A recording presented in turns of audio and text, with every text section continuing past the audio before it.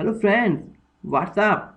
आज हम SC/ST act 1989 के MCQs देखेंगे। ठीक है, MPPSC के प्रीवियस ईयर्स में जो क्वेश्चन पूछे गए हैं इस एक्ट से वो देखेंगे। ठीक है, चलिए आगे बढ़ते हैं। तो पहला देखते हैं। आपको बता दूं कि चैप्टर 1 से लेकर पार्ट 1 से लेकर पार्ट 6 तक हम पहले डिस्कस कर चुके हैं और उनको अच्छे से रिवाइज करने के लिए मैंने ये MCQ उठाए हैं। और जिनको प्रॉब्लम हो उस एक्ट में वो मेरे प्रीवियस पार्ट देख सकता है। ठीक है, और ये चैप्टर 5 हम बाद में करेंगे। चैप्टर 1 to 4 हम कंप्लीट कर चुके हैं इस एक्ट के। तो चलिए क्वेश्चन देखते हैं। अनुसूचित जाति और अनुसूचित जनजाति अधिनियम 1989 के अधीन किसी लोक सेवक द्वारा धारा 3 के अधीन अपराध किए जाने पर कम से कम दंड का प्रावधान है। तो देखिए, इसमें ऑप्शन है 3 महीने, 6 महीने, 1 वर्ष, इनमें से कोई भी नहीं। तो मैं आपको पहले बता चुका हूँ कि अगर लोक सेवक है कोई, तो लोक सेवक है तो धारा 3 के अंदर ये 1 वर्ष की सजा का पात्र है। और धारा 3 के अंदर भी कहाँ पे? धारा 3 के अंदर मतलब धारा का मतलब होता है सेक्शन। तो सेक्शन 3 के अंदर सब सेक्शन 2 के अंदर मतलब धारा 3 के अंदर दो, पहली और दूसरी ओर, उसके अंदर भी 7वां पॉइंट लिखा गया है, 7वां क्लॉज है ये। ठीक है, तो इसमें तो सिर्फ अकेला यही पूछा था अपन से। आगे हो सकता है और डीप में पूछ लें कि धारा 3 के अंदर कौन सी सब सेक्शन है, तो सब सेक्शन 2 कहलाएगा। और उसके अंदर भी कौन सा पॉइंट है, तो 7वां पॉइंट है। ठीक है, चलिए आगे बढ़ते हैं। इसका आंसर हो जाएगा अपना, जैसे कि मैंने पहले आपको पार्ट 3 में बताया गया था। ठीक है, ये मैं आपको पहले बता चुका हूँ। ये पब्लिक सर्वेंट, ये है हमारा लोक सेवक। ठीक है, तो ये सेक्शन 3 के धारा 2 के सब सेक्शन 2 ठीक में लिखा गया है कि कैपिटल पनिशमेंट के बारे में क्या है, लाइफ टाइम जेल, डेथ, अगर कोई गलत सबूत दे और नॉन कैपिटल पनिशमेंट हो तो 6 से 7 साल की सजा या प्लस ज़्यादा भी हो सकती है। प्लस का मतलब मैंने बताया था पहले आपको, मैं फिर से नहीं बताऊंगा, आप मेरा पार्ट 3 देख सकते हैं। और अगर कोई आग ही लगा है किसी SC/ST पर्सन की प्रॉपर्टी की तो उसे 6 से 7 साल तक की सजा होगी, कम से कम 6 की तो होगी, इसका मतलब ये है। और गलत सबूत दे के उसे कैपिटल नॉन कैपिटल पनिशमेंट हो जाएगा। किसी SC/ST पर्सन को किसी ने गलत सबूत दिए और SC/ST पर्सन को नॉन कैपिटल पनिशमेंट हो जाए तो भी उसे कम से कम 6 माह की होगी और 7 साल तक की हो सकती है, या उससे ज़्यादा भी। प्लस का मतलब होता है उससे ज़्यादा भी। और यहाँ पे कम से कम 6 महीने की होगी, यहाँ पे कम से कम 6 महीने की। चलिए, अब मैं ये सारे एक्सप्लेन नहीं कर रहा हूँ, ये मैं पहले कर चुका हूँ, आप मेरा पहला का पार्ट देख सकते हैं। और ये देख लेते हैं, जो पेपर में अभी पूछा गया था कि पब्लिक सर्वेंट का मतलब होता है लोक सेवक, तो कम से कम 1 साल की होगी, ये लिखा गया है, नॉट लेस देन 1 ईयर। ये मैं आपको पहले बता चुका हूँ, तो आप मेरा पहला पार्ट देख लीजिए, पार्ट 3 में बता चुका हूँ मैं आपको।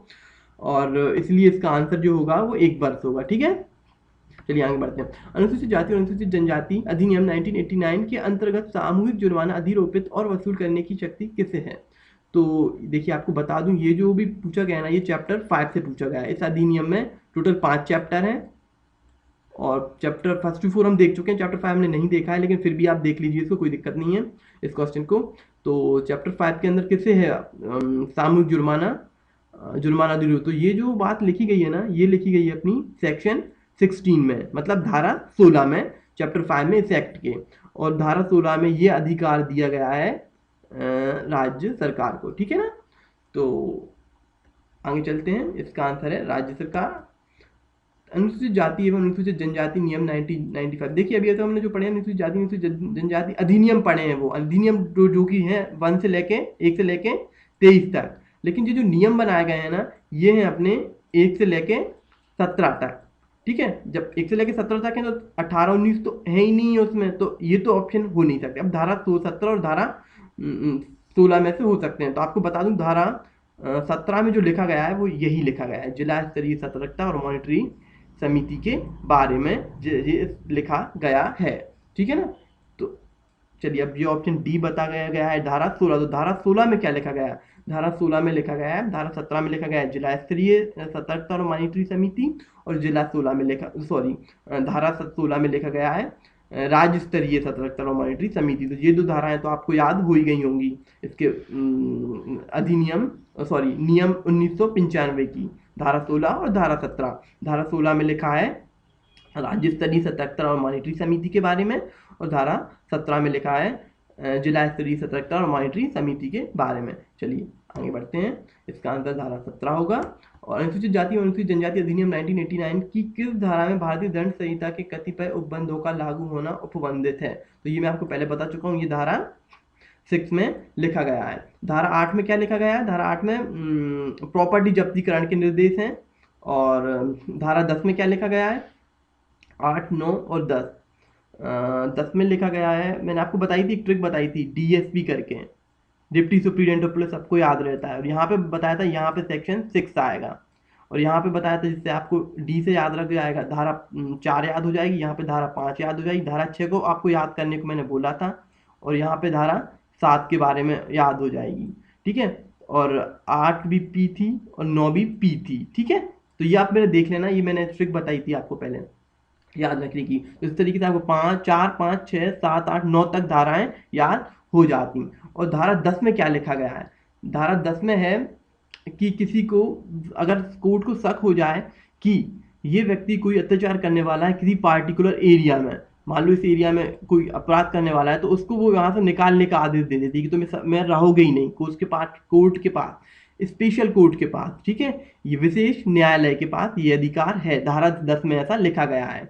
और धारा 12 में क्या लिखा गया है, धारा 12 में जो लिखा गया है वो है 10, 11, हाँ 12 में लिखा गया है फोटो वगैरह लेने की संबंधित, कि जिसको बाहर निकालने के आदेश देगी ना जो कोर्ट, तो फोटोग्राफ वगैरह उसके वो ले सकती है यहाँ पर, ठीक है ना।